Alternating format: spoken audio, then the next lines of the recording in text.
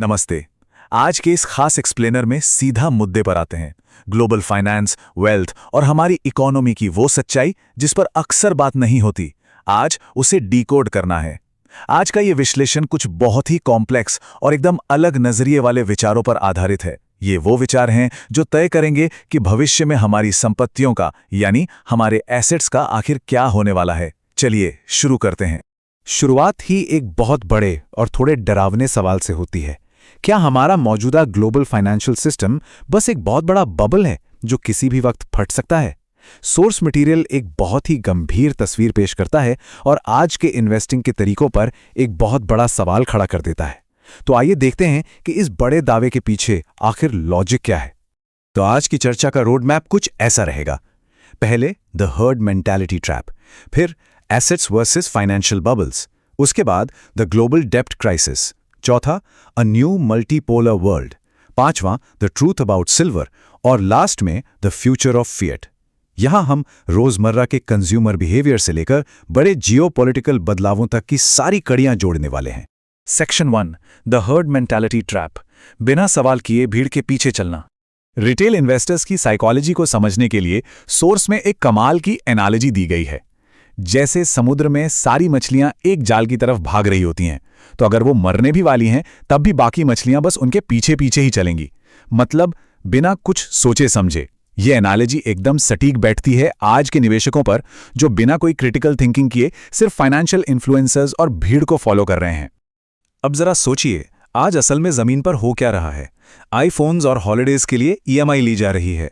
Stock market में SIP का पैसा रिकॉर्ड हाई पर है और लोग ऐसे आईपीओ में अंधाधुंध पैसा डाल रहे हैं जो अपनी असल वैल्यू से कई गुना ज्यादा पर ट्रेड कर रहे हैं।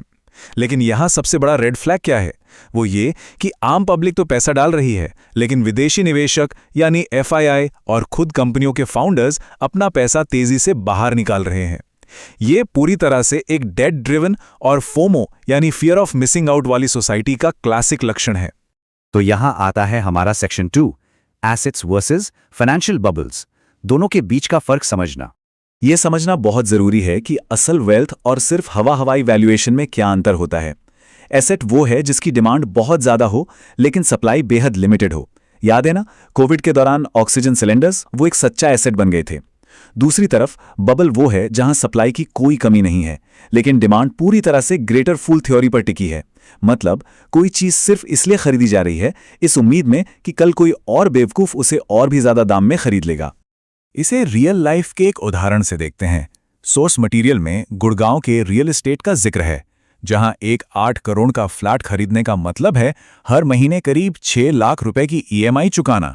अब आज के इस अनस्टेबल जॉब मार्केट में इतनी बड़ी ईएमआई दे पाना कितने लोगों के लिए पॉसिबल है? ना के बराबर।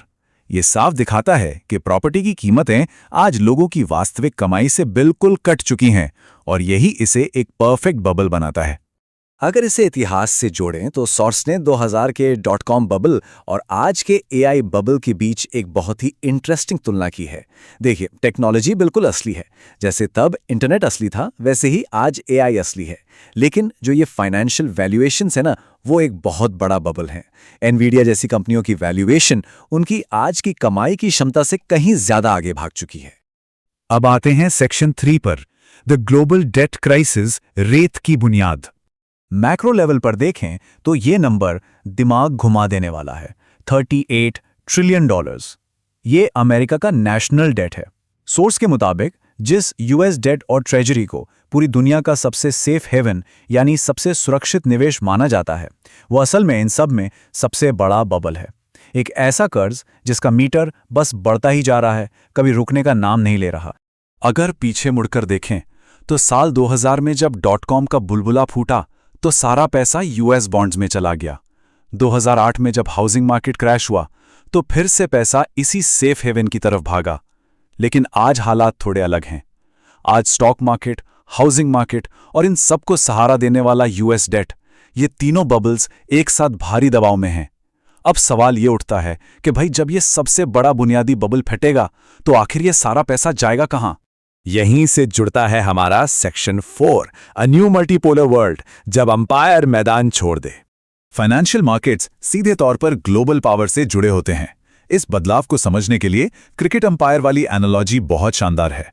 पुरानी दुनिया एक ऐसे मैच की तरह थी जहां अमेरिका एक भरोसेमंद अंपायर था जो शांति और नियम लागू करता था। लेकिन आज की नई दुनिया वो मल्टीपोलर है। ग्राउंड पर अब कोई अंपायर ही नहीं है। चीन और रूस जैसी ताकतें अब पुरानी रूल बुक को मान ही नहीं रही हैं। ये पूरी तरह से अफरा तफरी का माहौल है और इस तरह के शिफ्ट से दुनिया भर के फाइनेंस सिस्टम्स में भूकंप आना तो बिल्कुल तय है। और इस अफरा तफरी में बात आती है सेक्शन 5 की, द ट्रूथ अबाउट सिल्वर, एक इंडस्ट्रियल सच्चाई। इस नई जियोपॉलिटिकल सच्चाई में सोर्स ने एक खास एसेट पर फोकस किया है, सिल्वर। इसके इतिहास पर नजर डालें तो 1979 में हंट ब्रदर्स ने इसके दाम $50 प्रति आउंस तक पहुंचा दिए थे। 2011 में भी इसने $50 का लेवल छुआ। अब यहां सबसे अजीब बात क्या है, पिछले 50 सालों में दुनिया की हर एक चीज महंगी हो गई, लेकिन सिल्वर की कीमत को मानो एक ही जगह बांध कर रख दिया गया है। और आज स्थिति यह है कि सिल्वर पिछले 5 सालों से भारी फिजिकल डेफिसिट यानी अपनी सप्लाई की कमी से जूझ रहा है। यहाँ पेपर सिल्वर और फिजिकल सिल्वर का फर्क समझना बहुत क्रिटिकल है। Boolean banks paper silver market में 100 से 300 गुना तक का लेवरेज इस्तेमाल करके प्राइसेस को मैनिपुलेट करते हैं। मतलब ये एक कसिनो की तरह है जहां सप्लाई कभी खत्म ही नहीं होती। लेकिन असल दुनिया में फिजिकल सिल्वर की सप्लाई बेहद लिमिटेड है और इसकी मांग किसी सट्टेबाजी से नहीं बल्कि एकदम रियल इंडस्ट्रियल जरूरतों से आ रही है। और इसी वजह से मार्केट में एक बहुत बड़ा शिफ्ट देखने को मिल रहा है जिसे बैकवर्डेशन कहते हैं। नॉर्मली होता यह है कि फ्यूचर कॉन्ट्रैक्ट्स थोड़े महंगे होते हैं, लेकिन आज फिजिकल सिल्वर की इतनी भयंकर डिमांड है कि लोग आज के आज डिलीवरी चाहते हैं। इसलिए इसके मौजूदा प्राइसेस फ्यूचर प्राइसेस से भी ज्यादा हो गए हैं। पेपर कॉन्ट्रैक्ट्स पर से भरोसा उठ रहा है और लोग बस असली मेटल मांग रहे हैं। सच तो यह है कि सिल्वर अब सिर्फ गहने बनाने वाली धातु नहीं रहा। ये इलेक्ट्रॉनिक्स, रोबोटिक्स, ईवीज और मिलिट्री इक्विपमेंट्स के लिए सबसे जरूरी इंडस्ट्रियल मेटल बन गया है। इसके ग्लोबल रिजर्व्स बहुत तेजी से खत्म हो रहे हैं और सबसे बड़ा बॉम्बशेल, सोर्स के मुताबिक चीन 1 जनवरी 2026 से सिल्वर के एक्सपोर्ट पर बहुत कड़े रेस्ट्रिक्शंस लगाने वाला है। ये सारे फैक्ट्स चीख चीख कर बता रहे हैं कि फिजिकल सिल्वर की जरूरत कितनी ज्यादा बढ़ने वाली है।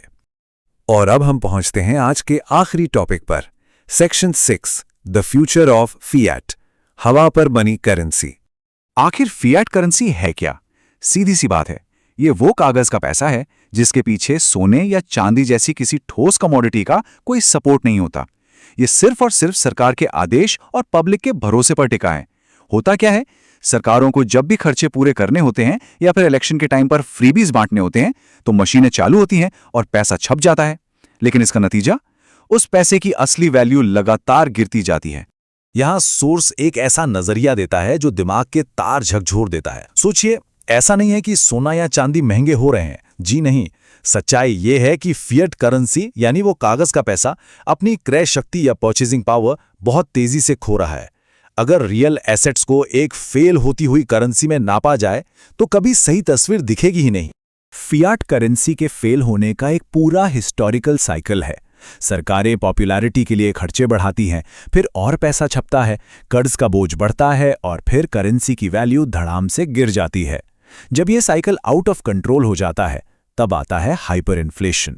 इतिहास में कई ऐसे देश हैं जहां एक वक्त ऐसा आया कि बोरा भर के कैश ले जाने पर भी जरूरत का राशन नहीं मिलता था। ऐसे में सिर्फ और सिर्फ असली फिजिकल एसेट्स ही काम आते हैं। तो आज का ये एक्सप्लेनर एक बहुत ही गहरे और सोचने पर मजबूर कर देने वाले सवाल के साथ खत्म होता है। क्या वेल्थ को एक ऐसी करेंसी में मापना सही है जो लगातार अपनी वैल्यू खो रही है, या फिर इसे रियल वैल्यू में देखा जाना चाहिए? जब पूरा सिस्टम बदल रहा हो, पुरानी रूल बुक फाड़ी जा रही हो, तो सबसे जरूरी ये जानना हो जाता है कि फाइनेंशियल सिक्योरिटी आखिर किस बुनियाद पर खड़ी है। इस एक्सप्लेनर से जुड़ने के लिए बहुत बहुत शुक्रिया। उम्मीद है आज चीजों को एक बिल्कुल नए नजरिए से देखने का मौका मिला होगा।